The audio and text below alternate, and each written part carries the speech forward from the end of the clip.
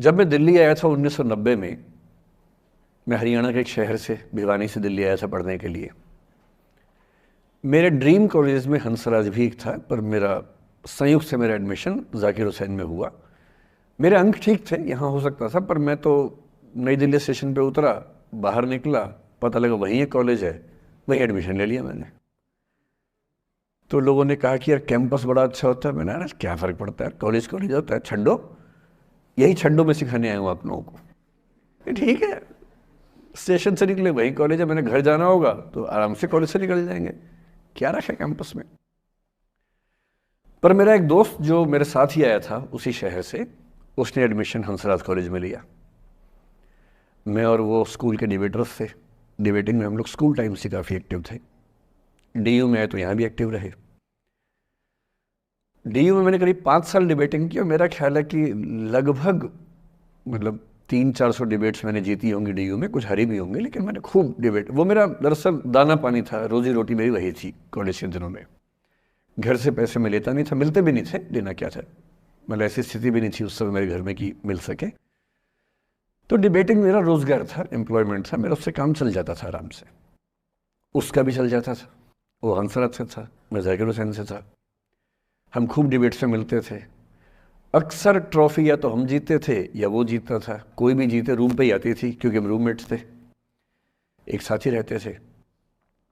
वो मुझसे योग्यताओं के मामले में 21 था, बल्कि अगर वो 21 था तो मैं 15 ही रहा हूँगा या 12 रहा हूँगा, 22 या 21 तो नहीं रहा हूँगा, मुझसे बेहतर था योग्यताओं में, बड़ा अच्छा व्यक्ति था। ग्रेजुएशन के बाद मैंने एमए हिंदी साहित्य में एडमिशन लिया, जबकि बीए ऑनर्स हिस्ट्री में किया था मैंने। उसने तय किया कि वो कुछ और करेगा, प्रोफेशनल कोर्स करेगा, नौकरी करेगा, तो वो चला गया दिल्ली से। मैं दिल्ली में रहा। फिर मैं एमए के बाद तैयारी करने लगा यूपीएससी की, तब तक मैं यूजीसी जेआरएफ कर चुका था। पहला अटेम्प्ट दिया, प्रीलिम्स हो गया। मेंस मेरा 96 के मेंस की बात कर रहा हूँ, मेंस शुरू होने वाला था, 2 दिन रह गए थे। करीब 10 दिन पहले वो मेरे पास आया हुआ था दिल्ली में, मिलजुल के अच्छे से बात करके गया था। उन दिनों उसका एक प्रेम संबंध कहीं हमारी ही एक मित्र के साथ चल रहा था। हम सब दोस्त थे, तो उनमें से 2 लोगों का आपस में का अफेयर था। मुझे नहीं पता क्या हुआ, लेकिन मेरे मेन एग्ज़ाम से 2 दिन पहले रात को 12 बजे एक फ़ोन आया और ये बताया गया कि मेरे दोस्त ने फंदा लगा के अपनी जीवन लीला समाप्त कर ली है। वो दिल्ली से दूर था कहीं, और जिस व्यक्ति के बारे में मेरी राय ये थी कि उतना जीवट वाला व्यक्ति कोई हो नहीं सकता, जो ज़िंदगी से हार सकता ही नहीं, जिसके होने से कई लोग हमेशा जीता हुआ महसूस करते हैं, वो चुपचाप एक बंद कमरे में ज़िंदगी से हार गया। मैं आज तक नहीं समझ पाया कि ऐसा कैसे हुआ। बाद में टटोला, उसके पेरेंट्स से बात हुई, भाई से बात हुई, उन्होंने उसकी याद में एक सोशल वर्क शुरू किया ताकि किसी और बच्चे को ऐसा ना करना पड़े। तो जो हल्का हल्का अनुमान हुआ वो है कि शायद कुछ ऐसा था रिलेशनशिप में जो नहीं संभल पाया था, और रिश्ता टूट ना जाए इसका दबाव बहुत ज़्यादा था, और वो दबाव झेल नहीं पाया।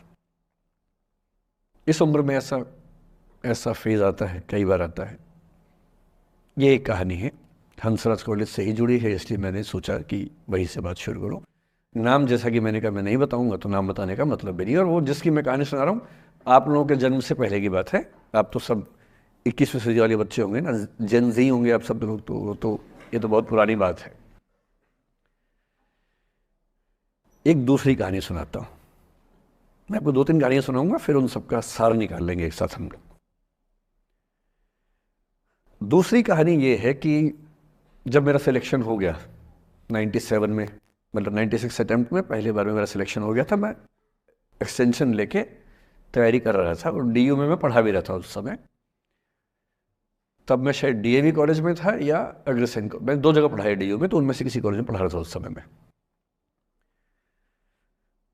तो उस समय एक लाइब्रेरी है कैंपस में ही, सेंट्रल रेफरेंस लाइब्रेरी, आप जानते होंगे, CRL बोलते हैं, जो विवेकानंद जी की स्टैच्यू है उसके सामने ही वो लाइब्रेरी है।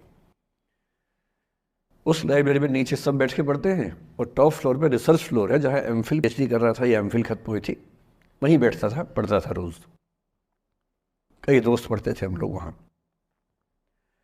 हम सुबह 8 बजे लाइब्रेरी खुलते ही वहाँ घुसते थे, रात को 1 बजे निकलते थे लाइब्रेरी बंद होने के समय। तो वहाँ एक छत थी, छत पे छोटी सी कैंटीन थी जहाँ हम लोग जब जब बोर होते थे दिन में 3-4 बार जाके चाय पीते थे। चाय पी ली, बिस्किट खा लिया, थोड़ी गप्पे मार ली, वो सब वहाँ करते थे। तो वहाँ मेरे बहुत सारे दोस्त थे, उनमें से कई लोग अब बहुत सीनियर सिविल सर्वेंट्स हैं, कुछ लोग प्रोफेसर्स हैं डीयू में। 2 बच्चे थे मुझसे जूनियर, 3-4 साल जूनियर थे, बड़े प्यारे बच्चे थे। मुझे उस समय तक पढ़ाई लिखाई का शौक अच्छा खासा हो गया था, तो वो रोज़ मेरे साथ बैठते थे केवल बात करने के लिए। किसी मुद्दे पर बहस करनी है तो बहस होती थी, समझते थे। फिर मुझे पता लगा कि वो दोनों रिलेशनशिप में हैं, रिश्ते में हैं। दोनों ने शादी भी कर ली। उनकी योजना डीयू में पढ़ाने की थी या सिविल सर्विस की भी थी, शायद पता नहीं। मेरा इंटरेक्शन बहुत ज़्यादा उसके बाद रहा नहीं उनसे, क्योंकि मैं सर्विस में चला गया था। इतने जिज्ञासु बच्चे थे दोनों, इतने जिज्ञासु कि उनसे मिलकर तबीयत खुश हो जाती थी कि हर चीज़ जानने का मन करता था उनका, हर विषय पढ़ने का मन करता था। एकदम जीवन से भरे हुए बच्चे, आंखों में चमक ऐसे। फिर दोनों की शादी हुई तो मैं शादी में जा नहीं पाया, क्योंकि मेरा रिश्ता सिर्फ लाइब्रेरी में 1 घंटा गप मारने वाला था, उससे ज़्यादा था नहीं रिश्ता उनके साथ। फिर सुनता रहता था कि मैं सब बढ़िया चल रहा है, पढ़ाई कर रहे हैं, तैयारी कर रहे हैं। इंटरकास्ट मैरिज की उन लोगों ने, खूब हंगामा हुआ, दोनों घर में तलवारें खिंच गई। फिर 3-4 साल के बाद एक दिन मैंने खबर सुनी कि उस बच्ची ने फंदा लगा के जीवन लीला समाप्त कर ली। ये बात भी दिल्ली विश्वविद्यालय की। ये उस दौर के सब लोग इस कहानी को जानते हैं। मेरे ख्याल से दोनों कहानी आपकी प्रिंसिपल मैडम जानती होंगी, नहीं ध्यान कर पाएंगे तो मैं उनको जैसे नाम बोलूँगा अकेले में वो तुरंत समझ जाएंगे मैं किसकी बात कर रहा हूँ। मैं आज तक नहीं समझ पाया कि ऐसा क्या हुआ होगा। तो बाद में अनुमान जो हुआ वो ये, इंटरकास्ट मैरिज, परिवार का दबाव, समाज का दबाव, आपस के दबाव, टॉक्सिक रिलेशनशिप, अंत में उस दबाव को न झेल पाना और जीवन समाप्त कर देना, ये हुआ। ये 2 घटनाएं हैं। एक तीसरी घटना ये है कि दिल्ली में आज से 25 साल पहले घटना घटी। आप लोग तब बस पैदा हुए होंगे, घुटनों में चल रहे होंगे, या उससे 5-7 साल पहले की बात रही होगी। ये घटना दिल्ली के सब सीनियर लोग जानते हैं, जिनकी उम्र 35-40 साल है वो सब जानते हैं इस घटना को। मोबाइल फ़ोन में वीडियो नया नया आया था उस समय। अब तो आपके हर फ़ोन में वीडियो है, अब तो सामने भी है, ताकि आप वैसा वाला मुंह बना के सेल्फी खिंचवा सके। पाउट बोलते हैं ना, मैं उसको देसी भाषा में सूअर जैसा मुंह बोलता हूँ, और वैसा ही बनता भी है। क्यूट क्यूट सा सूअर जैसा मुंह बना के लोग सेल्फी खिंचवाते हैं, उसको बोलते हैं पाउट। तब तो कैमरा फ़ोन में पहली बार आया था, तब लोग अभ्यस्त नहीं थे। अब जैसे आप लोग कितने अभ्यस्त होंगे, हम भी होने लग गए अब तो। अब हम किसी से बात करते हैं तो हम ये एज्यूम करके चलते हैं कि उसने फ़ोन में कुछ ना कुछ ऑन कर रखा होगा, या तो आवाज़ रिकॉर्ड करेगा या वीडियो बनाएगा। तुम कितने केयरफुल होकर बोलते हैं, कितने कॉन्शियस रहते हैं। और सर्विलांस सोसाइटी की सबसे बुरी बात यह है कि हम हमेशा चौकन्ने रहते हैं, हम सहज हो ही नहीं पाते। सहज रूप से 2 लोग बात कर लें, हो ही नहीं पाता। तो मैं तो अपने ऑफिस में कई बार ऐसा करता हूँ, जब हम 3-4 लोग बैठते हैं इनफॉर्मल बातचीत के लिए, हम सब अपना अपना फ़ोन कमरे के बाहर छोड़ के आ जाते हैं, फिर 2 घंटे बात करते हैं, इस भय से मुक्त होके कि कहीं कोई रिकॉर्ड तो नहीं कर रहा। ये हालत है आज की। उस ज़माने में तो फ़ोन थे। मोबाइल फ़ोन आया था भारत में लगभग 1995 के आसपास पहली बार। बड़ा महंगा था, 16 रुपये प्रति मिनट इनकमिंग, 16 रुपये प्रति मिनट आउटगोइंग, ये रेट से उस समय। और फ़ोन वो थे जिनसे आप कील भी ठोक सकते हैं, वैसे वाले फ़ोन थे, बटन वाले फ़ोन थे। नोकिया एक कंपनी थी, उसके फ़ोन हुआ करते थे। उसके 4-5 साल के बाद क्या हुआ, पहली बार किसी कंपनी ने फ़ोन में कैमरा लगा दिया। ये बात उस समय के लोग नहीं समझते थे। जब भी नई तकनीक आती है उसको समझने में टाइम लगता है। जो पहले समझते हैं फ़ायदा उठा लेते हैं, जो थोड़ा लेट समझते हैं वो उसका नुकसान उठाते हैं। उस समय दिल्ली के एक प्रसिद्ध स्कूल में 11वीं 12वीं क्लास के दो बच्चों में आपस में कोई रिलेशनशिप रही होगी। वो दोनों किसी ऐसी सिचुएशन में थे जो सिचुएशन बहुत ही प्राइवेट किस्म की थी, बहुत निजी किस्म की थी, जिसको पब्लिक नहीं कर सकते। कुछ कुछ फिजिकल रिलेशनशिप जैसा मामला था। उस दुष्ट लड़के ने लड़कों के इतिहास को कलंकित कर, लड़कों का इतिहास वैसे भी कलंकित ज़्यादा है, उसे और कलंकित करते हुए उस पूरे सिचुएशन का वीडियो बना लिया। ऐसे मामलों में दुर्भाग्य है, मैं लड़का हूं इसलिए लड़के पवित्र थोड़ा ना हो जाएंगे। लड़का है, इतिहास कलंकित तो है, उसका वीडियो बना लिया और दुष्टता का चरम स्तर निभाते हुए वो वीडियो अपने एक दोस्त को शेयर कर दिया। ये कहे कि किसी और को दिखाना मत।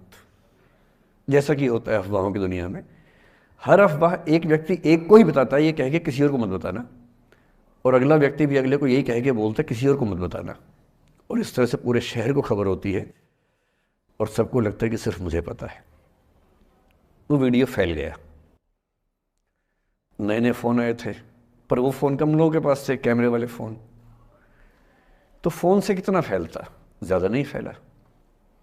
लेकिन उस समय दिल्ली की एक कुख्यात मार्केट हुआ करती थी, पालिका बाज़ार, अभी भी है, पर तब वो कुछ और कामों के लिए कुख्यात हुआ करती थी। अब तो कपड़े मिलते हैं, तब कपड़ों के साथ कई चीज़ें और मिलती थी वहाँ।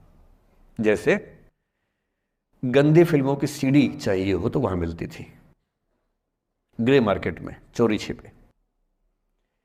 इस वीडियो को सीडी में कन्वर्ट करके लोगों ने वहाँ से खरीदा, लाखों करोड़ों की संख्या में। नए नए टेलीविज़न चैनल प्राइवेट आए थे, और प्राइवेट टीवी चैनल को खबरों की भूख इतनी होती है कि वो खबर के लिए जान दे सकता है और जान ले भी सकता है किसी की। 24 घंटे इस खबर पे, इस चीज़ पर खबरें चल रही थी सारे चैनल्स में कि ये वो लड़का है जिसने ऐसा किया, ये वो लड़की है, ये वो स्कूल है, इस स्कूल की प्रिंसिपल से बात करेंगे, इससे बात करेंगे। वो जो बच्ची थी जिसकी इसमें कोई गलती नहीं थी, सिवाय इसके कि वो किसी एक लड़के से प्रेम करती थी, जो कि उस उम्र में बच्चे कर बैठते हैं। इसके लिए बहुत चिल्लपौनी मचानी चाहिए। बच्चों को आप हर बात पे अपराधी नहीं मान सकते। उस बच्चे की गलती सिर्फ इतनी थी कि उसने अपने दोस्त पे भरोसा किया, जो भरोसे के लायक था नहीं। वो नीच किस्म का व्यक्ति था जिसने उस संबंध की गरिमा को समझा नहीं। उस बच्ची के घर के बाहर 24 घंटे न्यूज़ चैनल से कैमरे खड़े रहे। घर से कोई भी निकले 50 कैमरे पीछे, आप बताइए आपकी बेटी कैसी है, आप बताइए आपकी बहन कैसी है। अंत में उस पिता ने अपनी बच्ची को इस देश से बाहर भेज दिया। उसके कुछ दिन बाद की जो खबर टीवी चैनल से नहीं दिखाई, उसके पिता ने आत्महत्या कर ली। ये तीसरा इंसिडेंस है। ये सारी खबरें सच्ची बता रहा हूं मैं, इनमें से एक भी झूठ नहीं है। झूठी कहानियों से मोटिवेशन दिया जा सकता है, मैं जानता हूं, पर जब सच्ची कहानियां हैं तो मैं झूठ क्यों बोलूं? सारी सच्ची कहानियां बता रहा हूं मैं आपको। एक चौथी कहानी जो आप में से कई लोगों की होगी। मेरा एक स्टूडेंट है, सिविल सर्वेंट है, सीनियर लेवल पे है, करीब 40 साल का है। उसने आज तक शादी नहीं की। क्या उसकी शादी करने की इच्छा नहीं थी? पूरी इच्छा थी। फिर क्यों शादी नहीं की? भाई कुछ लोग तो होते हैं कि शादी करनी ही नहीं, कोई मिशन है। योगी जी है, मोदी जी है, ठीक है, उनका तो मिशन है। ममता जी है, उनका मिशन है। पर जिसका जीवन में ऐसा कोई मिशन नहीं है और जिसको प्रेम करने का मन भी करता हो, वो तो शादी करता है आमतौर पे। उसने शादी क्यों नहीं की जानते हैं? जब वो 25-26 की उम्र में था, जब वो मेरा विद्यार्थी भी था, एक दिन मेरे पास आके बोला कि सर एक बात करना चाहता हूँ। मुझसे मेरे स्टूडेंट्स ऐसी बातें खूब करते हैं पर्सनली आके, अब तो मैं टाइम कम दे पाता हूँ, पहले तो ये सब होता रहता था क्लास के अलावा। एकदम रोता हुआ आया, आंखों में आंसू भरे हुए बहुत सारे। अरे क्या हो गया भाई? तो फिर उसने किसी का नाम बताया कि सर वो भी मेरी स्टूडेंट थी, कि सर उसके साथ रिलेशनशिप थी, उसने धोखा दिया है मुझे। अच्छा, धोखा देने वाली कहानियाँ मुझे बहुत अपील नहीं करती। मेरा मानना है कि दोनों पक्षों की गलतियाँ होती हैं। आप केवल अपने पर्सपेक्टिव से सोच सोच के धोखा धोखा करते रहते हैं, ऐसा थोड़ा ना होता है भाई।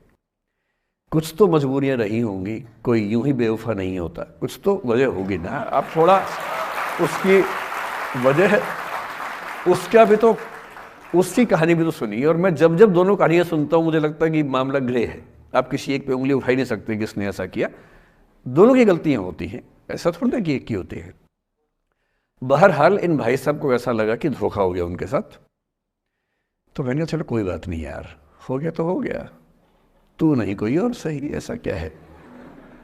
इतनी बड़ी दुनिया है, 8 अरब की आबादी अब है, उस समय भी 6-7 अरब तो थी। मैंने कहा 3.5 अरब 350 करोड़ में कोई तो होगी तुम्हारे लिए, ऐसा क्या है, कोई और देखेंगे। पर वो थोड़ा ज़्यादा सेंटिमेंटल था उस समय। धीरे धीरे पता नहीं उसके मन में क्या बैठ गया, उसके मन में ये बैठा कि दुनिया की सारी लड़कियां धोखेबाज होती हैं। ऐसे मूर्खों की कमी नहीं है दुनिया में, ऐसे बहुत मूर्ख हैं। दर्शन की दुनिया में इसे अवैध सामान्यीकरण कहते हैं, इलिसिट जनरलाइजेशन। इसका मतलब बहुत छोटे सैंपल के बेस पे ये समझ लेना कि ये थियरी पूरे ब्रह्मांड पर लागू होती है। एक लड़की ने धोखा दिया, मान लीजिए धोखा दिया, धोखा इसने दिया कि उसने दिया कि किसी ने दिया, जो भी कहानी हो, एक सैंपल से ये मान लेना कि सब ऐसे होते हैं। और उसके बाद से उसने कम से कम 10 बार कोशिश की, 10 लोगों से मिला, बातचीत की शादी के लिए।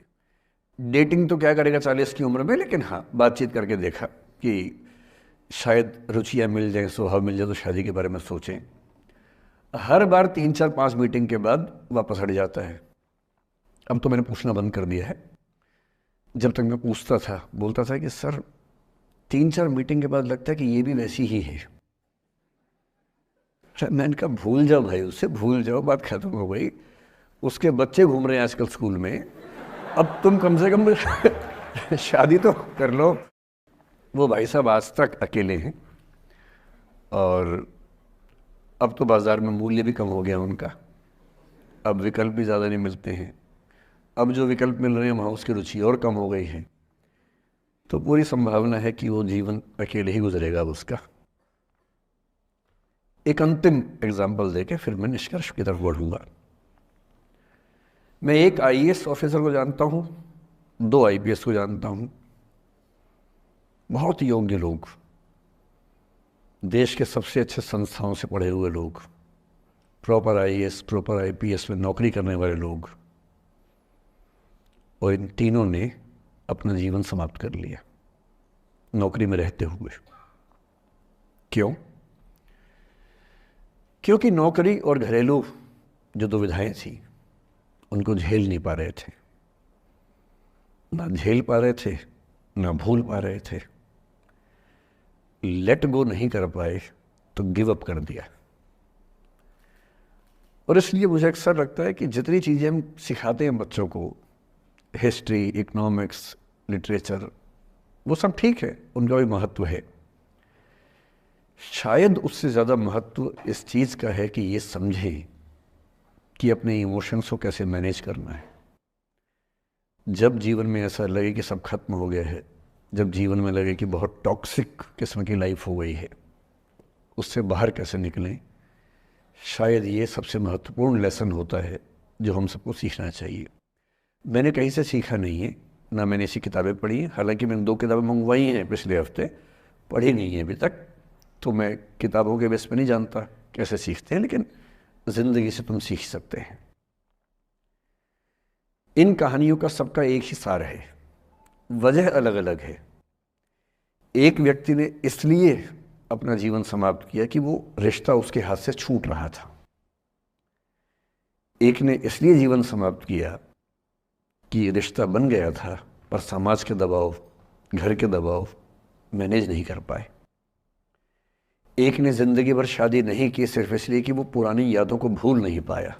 अरे एक बार गलती हो गई तो हो गई, आगे तो संभावना जीवन में है भाई, क्यों इतना हावी रखना उसी दिमाग के ऊपर।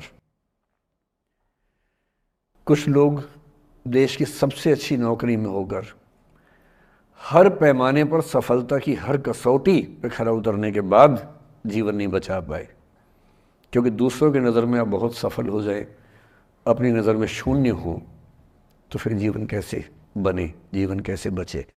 इन सारी कहानियों का मूल भाव एक ही है, अगर आप खुद को हैंडल नहीं कर सकते तो दुनिया को क्या हैंडल करेंगे। दुनिया को हैंडल करने से पहले खुद को हैंडल करना सीखना पड़ता है, और उसका सबसे आसान जो रामबाण उपाय है उसको बोलते हैं द आर्ट ऑफ लेटिंग गो, जाने दो।